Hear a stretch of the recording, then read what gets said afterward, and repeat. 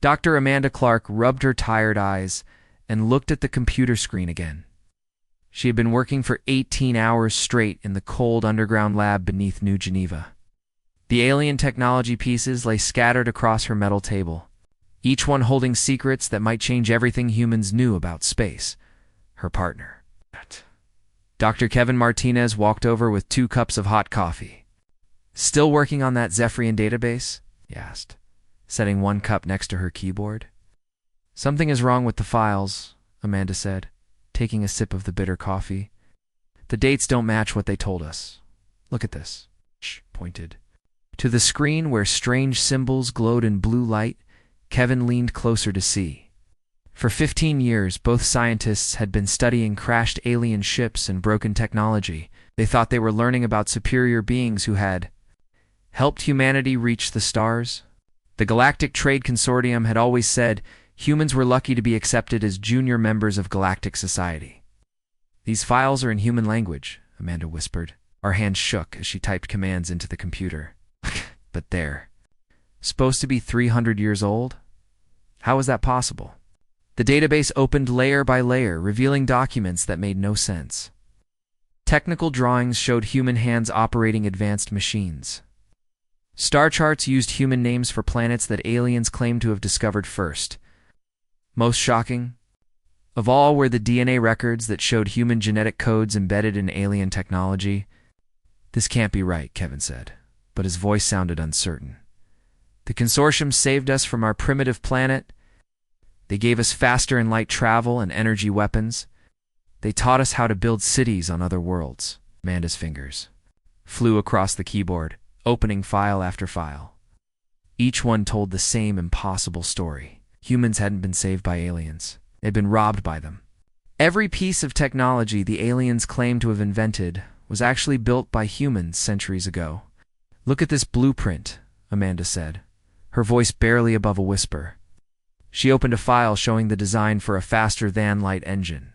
The signature at the bottom says Human Engineering Corps, Mars Division, a 2387, but the aliens told us they invented this, a technology in 2395. Kevin sat down heavily in a chair. That's 8 years before first contact. 8 years before they supposedly found us. The truth was becoming clear, and it was terrible. The Zephyrian Empire, the Galactic Trade Consortium, and all the other alien groups hadn't discovered humanity.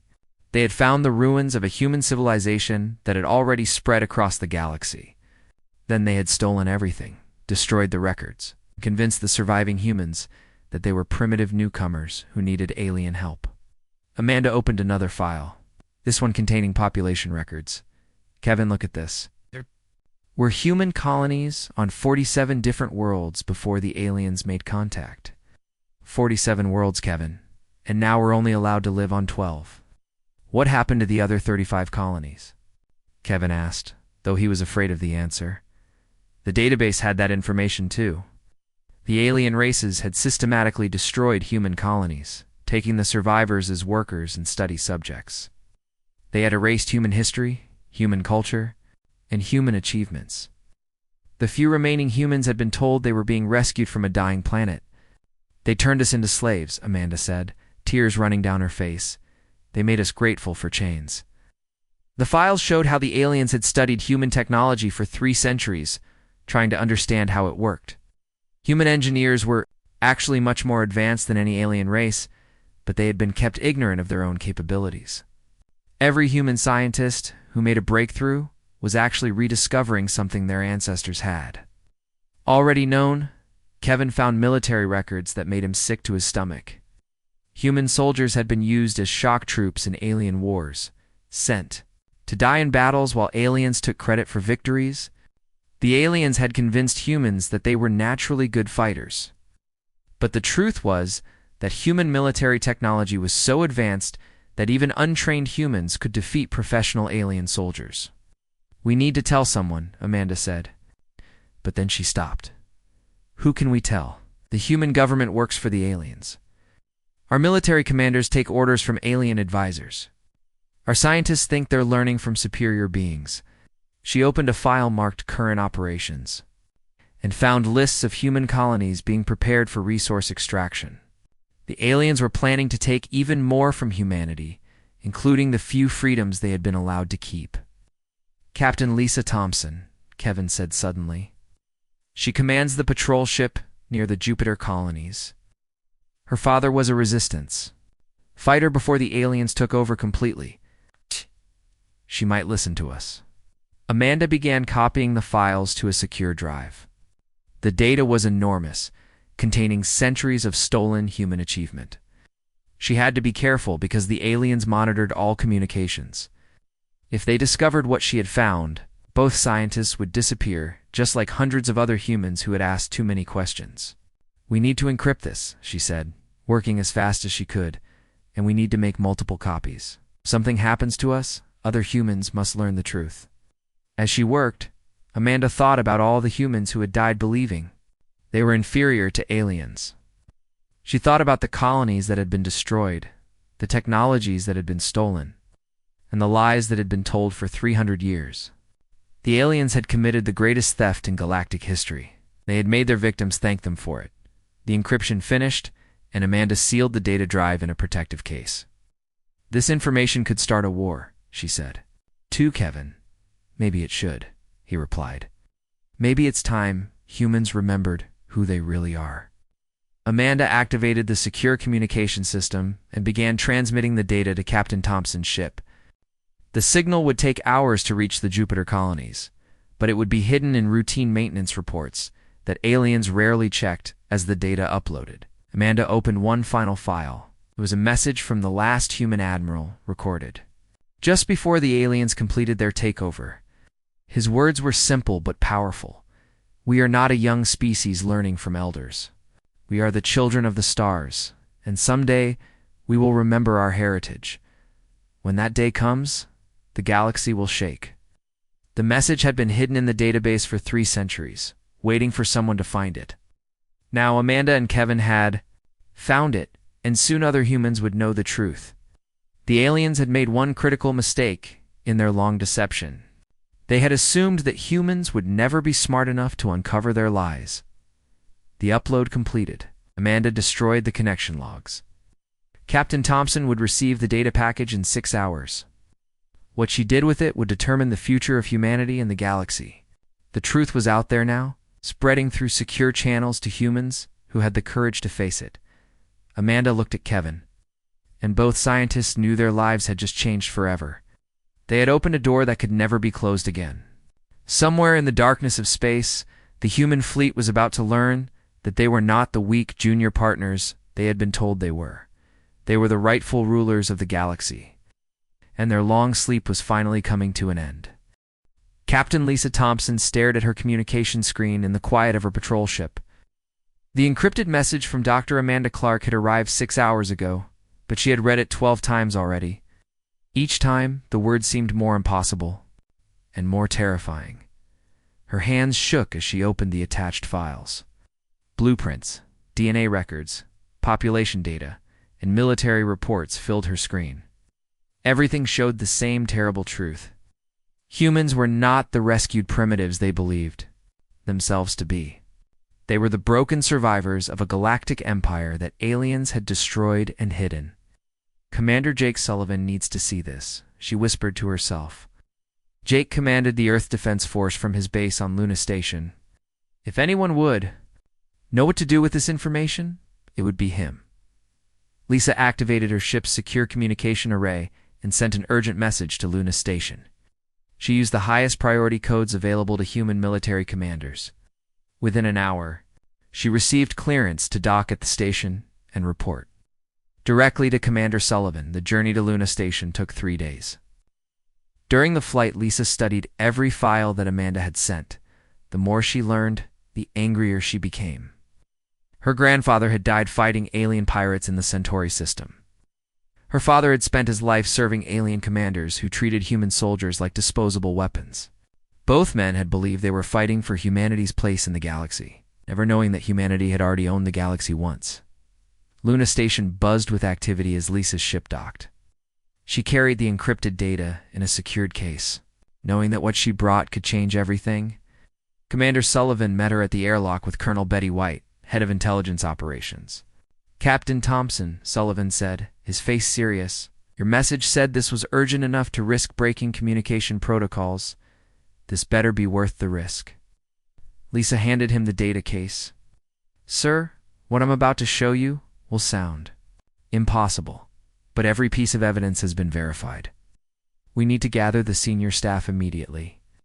An hour later, 15 of humanity's top military leaders sat in the secure briefing room deep inside Luna Station. The room had been built to prevent alien surveillance. One of the few places where humans could speak freely without being monitored, Commander. Sullivan activated the holographic display and began showing the files.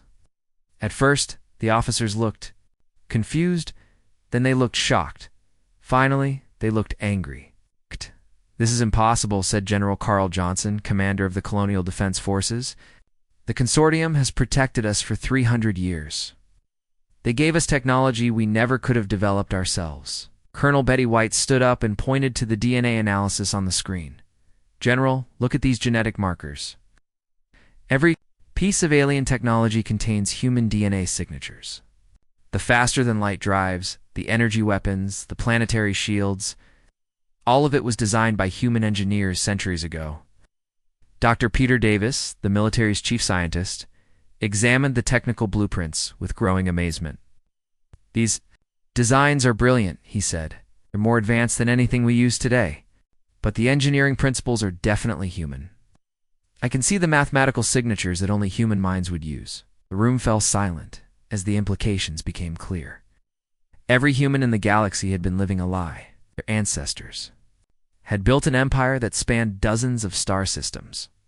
They had developed technology that made them the most powerful species in the galaxy. Then the aliens had destroyed it all and convinced the survivors that they were primitive and weak. Oh, many of us are there, really? Asked Captain Ron Davis, who commanded the defense of the outer colonies. Lisa activated another file. According to these records, there should be over 2 billion humans living on 47 different worlds.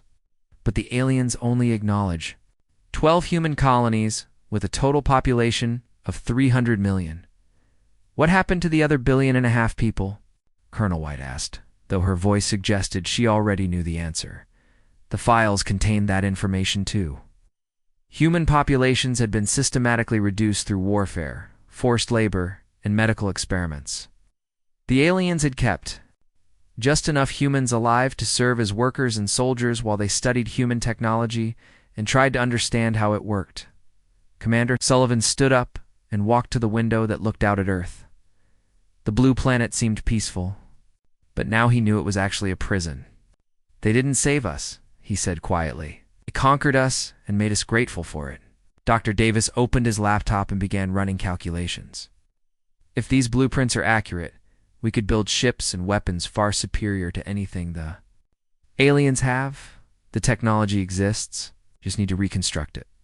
That's exactly what we're going to do, Sullivan said, turning back to face the room. I'm authorizing Protocol 7. The officers looked at each other with surprise. Protocol 7 was a theoretical contingency plan that had never been used. It involved the secret coordination of all human military and scientific resources without alien knowledge or approval. Sir, General Johnson said carefully, Protocol 7 assumes humanity is under immediate threat of total extinction.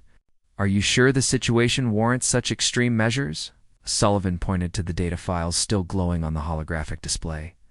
General, we are facing extinction. It's just been happening slowly over 3 centuries, instead of all at once. The aliens have been killing us by degrees, and they've convinced us to help them do it. Colonel White activated her communication system and began sending coded messages to human commanders throughout the galaxy. The codes were old, dating back to the early days of human space exploration. The aliens had never bothered to decode them because they assumed humans were too primitive to have sophisticated military communications. Within hours, bonces began arriving from human colonies across the galaxy. Admiral Nancy Green commanded the defense fleet at New California. Captain Sue Miller led the security forces on the mining worlds of the asteroid belt. Sergeant Tim Brown and Lieutenant Mary Adams coordinated ground forces on the frontier colonies. All of them confirmed they were ready to participate in Protocol 7. The awakening was spreading faster than anyone had expected. Human commanders who had spent their careers following alien orders were suddenly remembering that they had sworn oaths to protect humanity, not to serve humanity's conquerors. Dr. Davis worked through the night, analyzing the stolen technology blueprints and calculating what resources would be needed to rebuild human civilization. "We can do this," he told Sullivan the next morning. "The knowledge is all here. We just need time and secrecy." "How much time?" Sullivan asked. 6 months to build the first prototype ships. A year to have a full fleet operational. "But we need to keep the aliens from discovering what we're doing." Colonel White smiled for the first time since the briefing began.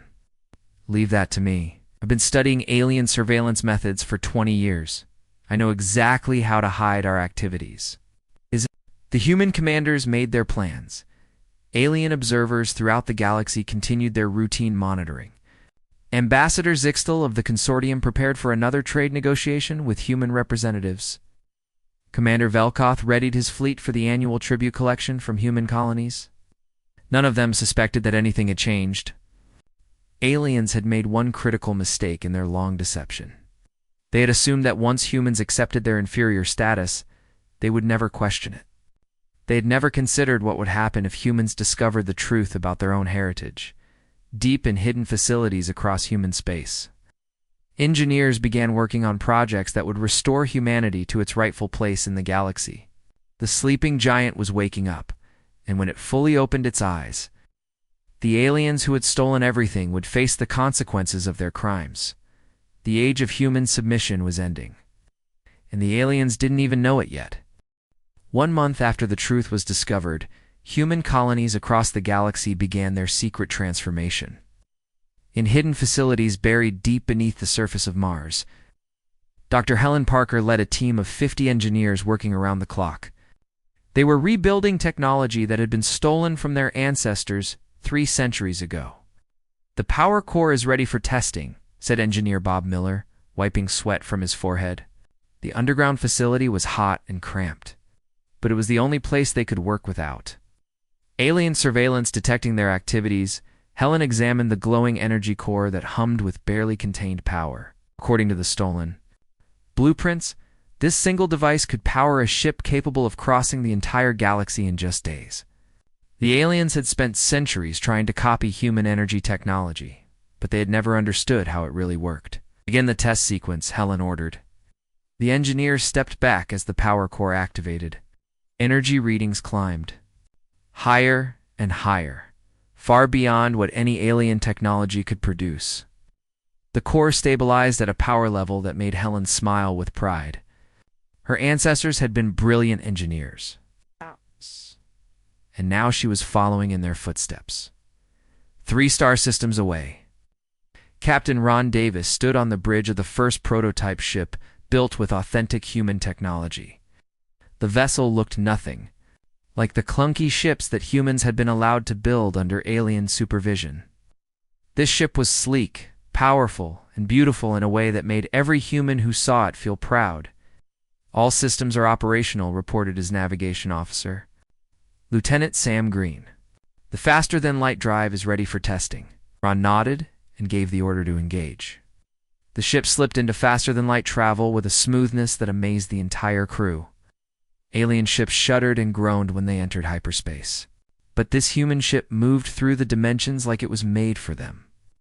"Sir," said his weapons officer, "the targeting systems are incredible. You could hit a target the size of a coin from 3,000 kilometers away." The ship's weapons were unlike anything the aliens had ever seen. They didn't fire crude energy bolts like alien weapons. Instead, they used focused gravity waves that could tear apart the molecular structure of enemy ships. The shields were equally impressive, creating a barrier that could deflect attacks from entire alien fleets. Back on Luna Station, Admiral Nancy Green coordinated the secret construction of humanity's new fleet. Hidden shipyards in asteroid fields and remote star systems worked day and night. The aliens had their own surveillance networks, but human engineers had spent decades maintaining those systems. Now they knew exactly how to avoid detection. "We have 12 ships completed and 30 more under construction," reported Captain Sue Miller during the weekly briefing. The asteroid belt facilities are producing 2 new ships every week. Commander Jake Sullivan studied the progress reports with satisfaction. What about crew training? Pilots are adapting quickly, Admiral Green replied. It's like the technology was designed specifically for human hands and human minds. Our people understand these systems better than aliens understand their own stolen copies. The truth was that human brains were naturally suited for the advanced technology. The aliens had spent centuries trying to understand human engineering, but they lacked the mental flexibility that humans possessed. What seemed impossible to alien minds was simple and obvious to human engineers. Sergeant Bren, Tim Brown, and Lieutenant Mary Adams trained ground forces on the hidden military base built inside a hollow asteroid. The new weapons and armor that human engineers had developed made every soldier feel like a superhero. The armor was light, but stronger than anything aliens had ever created. The weapons could punch through alien battle tanks like they were made of paper. The moral impact is incredible, Tim reported to his commanders. Our soldiers know they're not fighting as underdogs anymore. They're fighting as the rightful rulers of the galaxy. The psychological change in human forces was remarkable. 3 centuries, human soldiers had been trained to think of themselves as brave but outmatched. They had been told that alien technology was superior and that human victory required sacrifice and heroism. Now they knew the truth. Human technology was superior, and human soldiers were naturally better fighters than any alien warriors. Dr. Peter Davis worked in the main research facility, analyzing every piece of stolen technology that the aliens had developed. It's amazing how inefficient their copies are, he told his research team. They've been using human designs for 300 years, but they never understood the basic principles. The aliens had copied human technology without understanding it. Their ships were slower, their weapons were weaker, and their shields were less effective than the original human designs. It was like children playing with toys they didn't understand. Meanwhile, alien commanders throughout the galaxy continued their normal activities, completely unaware that humanity was preparing for war. Regional Commander Zorthak reviewed routine reports from human colonies, noting that production levels were slightly lower than expected. He attributed this to normal variations in human work patterns. The humans seem restless lately, he mentioned. To his aid, perhaps we should increase security patrols. Shall I request additional surveillance? The aide asked. No, that won't be necessary. Humans have never been a real threat. A few extra patrols should keep them in line. The alien commander had no idea that human production was down because workers were secretly building weapons and ships in hidden facilities. The surveillance systems he trusted were being manipulated by the same human engineers who had maintained them for decades. Admiral Velkoth of the consortium prepared his annual tribute collection from human colonies. Every year, the aliens took a percentage of human resources and production as payment for their protection. The humans had always accepted this arrangement. Grateful for alien guidance and defense against hostile forces, this year would be different. But Velkoff didn't know that yet. He planned to arrive at Earth with his fleet of 200 ships, expecting the usual submissive cooperation from human defenders. He had no idea that Admiral Nancy Green's fleet was waiting for him with ships that could destroy his entire force. In minutes, the weapons testing continued in secret locations throughout human space. Energy cannons that could crack moons were tested on uninhabited asteroids. Shields that could deflect the energy of entire stars were calibrated and adjusted. The results exceeded even the most optimistic projections. We're not just building ships, Helen Parker told her engineering team. We're rebuilding human civilization. The most important discovery was that human technology was self-improving. The more they used it, the more efficient it became. Ships learned from their pilots, the weapons adapted to their targets, and the shields adjusted to new threats. It was technology that grew stronger with use, designed by minds that understood the value of constant improvement. Colonel Betty White's intelligence network confirmed that alien forces throughout the galaxy were unprepared for any serious human resistance. They had ships, weapons, and soldiers, but they were all based on inferior copies of human technology. More importantly, they had no idea that humans had rediscovered their true capabilities. The aliens have been living in a fantasy for 3 centuries, Betty reported to Commander Sullivan. They convinced themselves that they were superior to humans because they wanted to believe it. Now, reality is about to hit them like a hammer. The final preparations were nearly complete. Human colonies that had been defenseless for 300 years now had fleets of advanced warships. Human soldiers who had fought with inferior weapons now carried devices that could level mountains. Human engineers who had struggled with primitive technology now commanded forces that could reshape entire star systems. The sleeping giant was almost ready to open its eyes. And when it did, the galaxy would learn what humans were truly capable of when they remembered who they were. Admiral Velkoth stood on the bridge of his flagship as the consortium fleet dropped out of hyperspace near Earth. 200 alien warships spread out in perfect formation, their hulls gleaming with the confidence of 3 centuries of unchallenged dominance. This was the annual tribute collection, a routine operation that had never faced any resistance. Admiral, his communications officer reported, "We are receiving a transmission from Human Command." "Put it through," Velkoth said, expecting the usual submissive greeting from human leaders. Instead, he heard something that had never happened before in 300 years of human contact. Consortium Fleet. "This is Admiral Nancy Green of the Human Defense Force. You are ordered to withdraw from Earth space immediately. You have 1 hour to comply." Velkoth's 4 eyes widened in shock. In the 3 centuries since first contact, no human had ever given orders to alien commanders. He looked at his tactical display and saw something impossible. 50 human ships hung in space between his fleet and Earth. The ships were unlike any human vessels he had ever seen. They were sleek, powerful, and they radiated energy signatures that made his sensors scream warnings. "Human vessels," Velkoth transmitted back, "you will stand down immediately and prepare for the annual resource collection.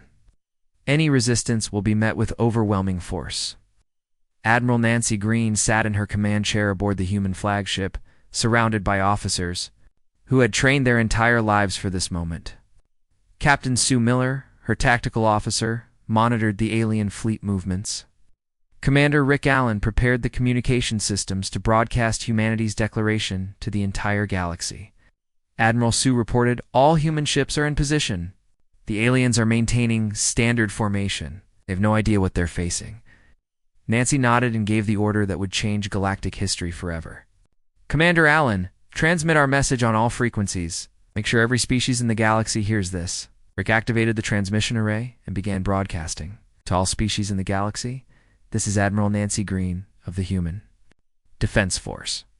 For 300 years, you've been told that humans are a primitive species saved by alien generosity. This is a lie. We have discovered the truth about our heritage and the theft of our technology. The age of human submission is over." The message spread across subspace communication networks, reaching every inhabited system in the galaxy within minutes. On 1,000 worlds, alien leaders received the impossible news that humans were no longer willing to accept their assigned place as servants and tributaries. Admiral Velkoth's response was immediate and predictable. "All ships, attack formation, destroy the human vessels." The alien fleet moved into battle positions, their weapons charging with deadly energy. For 3 centuries, this sight had terrified human defenders. Alien warships had always been superior in every way, and human resistance had been futile. Today would be different. "Incoming fire," reported Lieutenant Sam Green from his position at the sensor station. 200 alien ships are targeting us with full weapons arrays." "Shields up," Nancy ordered, though she knew the shields wouldn't be needed.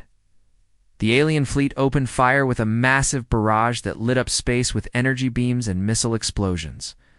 It was a devastating attack that should have vaporized the human ships instantly. The energy weapons struck the human vessels with the force of 1,000 suns. Nothing happened. The human ships sat motionless in space, their hulls unmarked by the alien attack.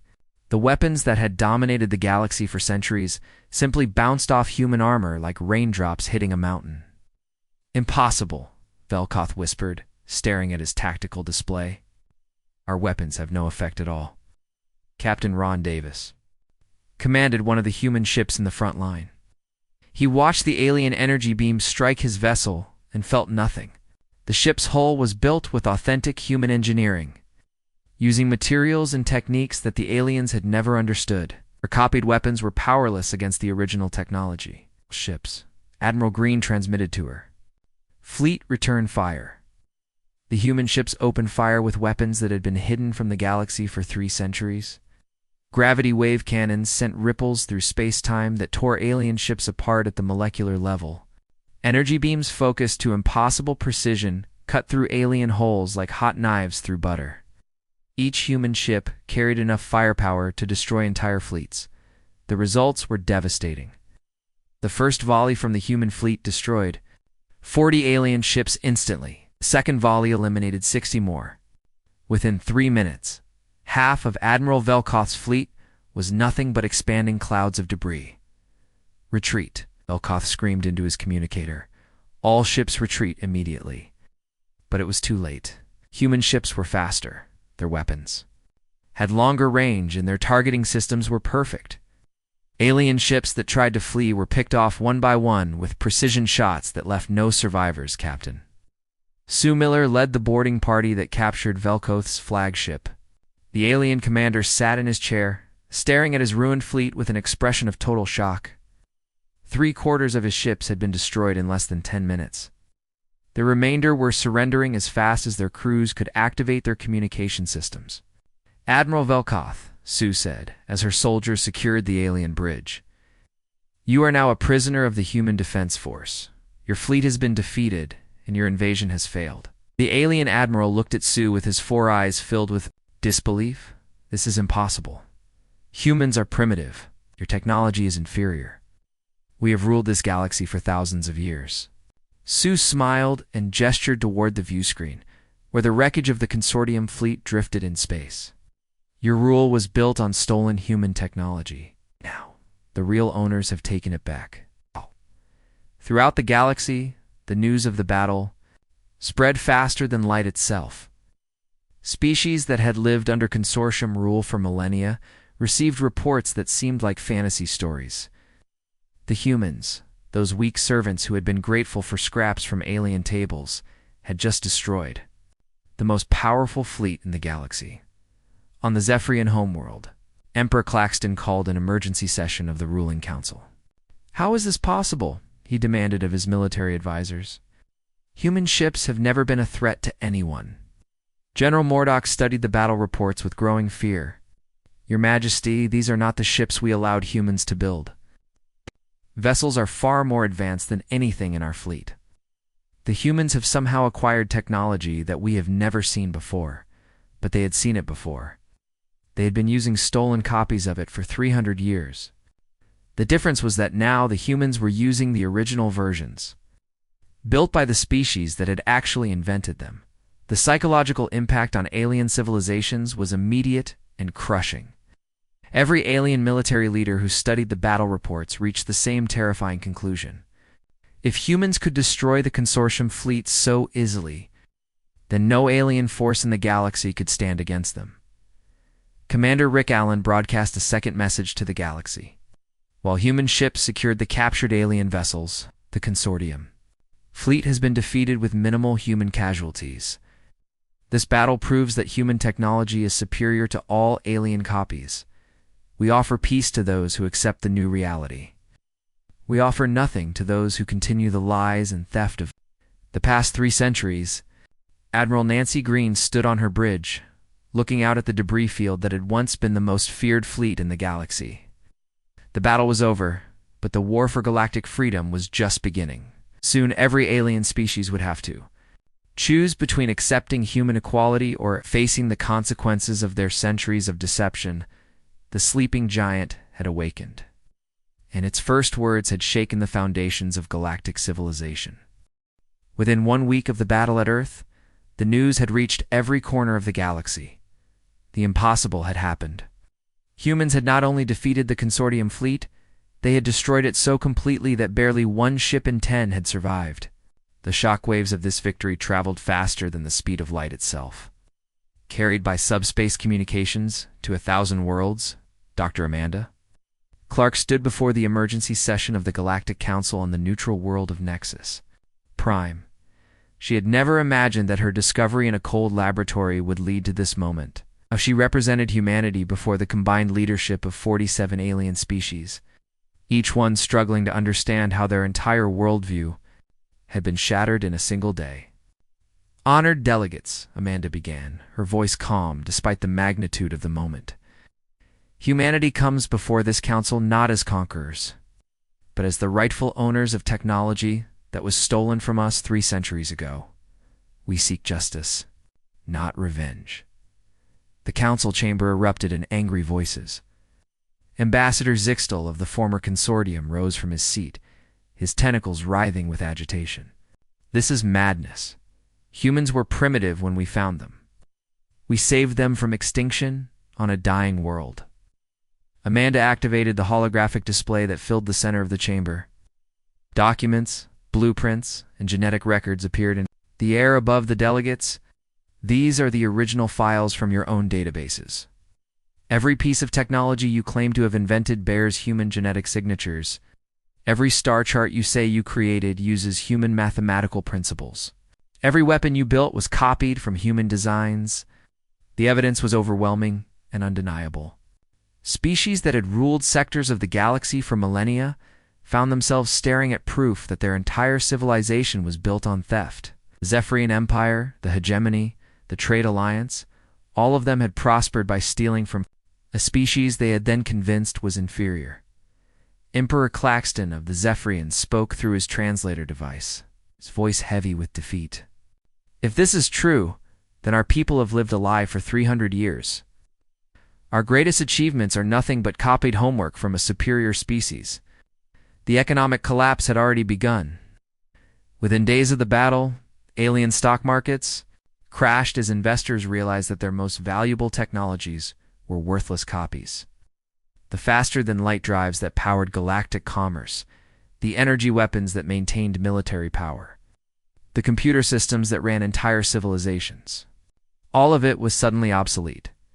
Commander Jake Sullivan received reports from human observers throughout the galaxy. Alien fleets were being recalled to defend home systems. Trade routes were shutting down as species hoarded their remaining resources. Governments were falling as citizens learned that their leaders had built their power on stolen technology. Reported Captain Sue Miller, from her position aboard a human monitoring ship, the consortium has officially dissolved. Member species are withdrawing from all mutual defense agreements. It looks like their entire alliance structure is collapsing. Jake nodded grimly. He had expected this reaction, but the speed of the collapse was shocking even to him. 3 centuries of galactic order were crumbling in a matter of days, all because humans had discovered the truth about their own heritage. Admiral Nancy Green established the new human policy during a broadcast that reached every inhabited world. Humanity offers a simple choice to all species. Accept that humans are not your servants or your students. Trade with us as equals, not as masters. Those who accept this new reality will find us generous partners, or those who cannot accept it will find themselves isolated in a galaxy where humans control the most advanced technology. The response was immediate and dramatic. Within 2 weeks, over 30 alien species had sent ambassadors to Earth requesting new trade agreements.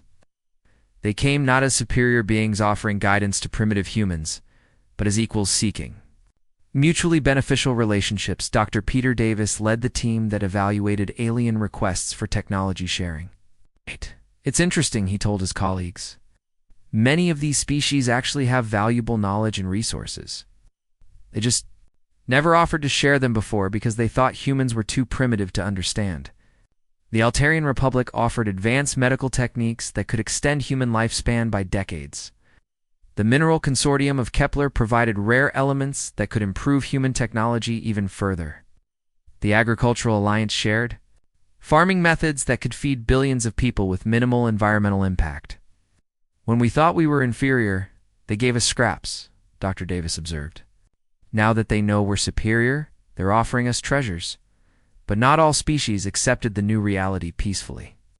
The Hegemony, led by Supreme Commander Vorthok, attempted to form a military alliance to restore order to the galaxy. Their plan was to combine the fleets of 12 species and overwhelm humanity. Through sheer numbers, the plan failed spectacularly. Human intelligence networks, now operating openly instead of in secret, discovered the alliance before it could. Attack. A single human battle group intercepted the combined alien fleet in the Rigel system and destroyed it completely. The battle lasted less than an hour. Captain Ron Davis, who commanded the human task force, sent a simple message to the surviving alien commanders. Tell your leaders that humanity does not wish to rule the galaxy. We only wish to live in it freely. But we will defend that freedom against any threat, no matter how large. The psychological impact on alien populations was profound. Species that had considered themselves natural rulers of the galaxy now faced the reality that they were technologically inferior to the very beings they had oppressed. Some accepted this new reality with grace. Others struggled with denial and anger. On the consortium homeworld, former Admiral Velkoth sat in a prison cell, writing his memoirs for a galaxy that no longer existed. We told ourselves that humans were grateful for our protection, he wrote. We believed our own lies so completely that we never considered what would happen if they discovered the truth. We thought we were clever thieves, but we were just children playing with toys we didn't understand. Dr. Helen Parker led the efforts to share human technology with species that had proven themselves trustworthy. We're not going to make the same mistakes the aliens made, she told her engineering teams. We'll share knowledge freely with those who respect our sovereignty. Science belongs to everyone, but theft and deception belong to no one. The transformation of galactic civilization took less than a year. Trade routes reopened under human supervision. Research projects began sharing knowledge between species. Military conflicts decreased dramatically as species realized that human intervention could end any war in ours. Commander Rick Allen established the new communication protocols that connected the galaxy. Instead of the old system where aliens controlled all interstellar communications, humans now maintain networks that were open to all peaceful species. Information flowed freely for the first time in centuries. The most remarkable change was in human colonies throughout the galaxy. Worlds that had been struggling outposts dependent on alien charity became thriving centers of commerce and culture. Humans who had spent their lives believing they were inferior citizens began to understand their true heritage as the descendants of the galaxy's greatest civilization.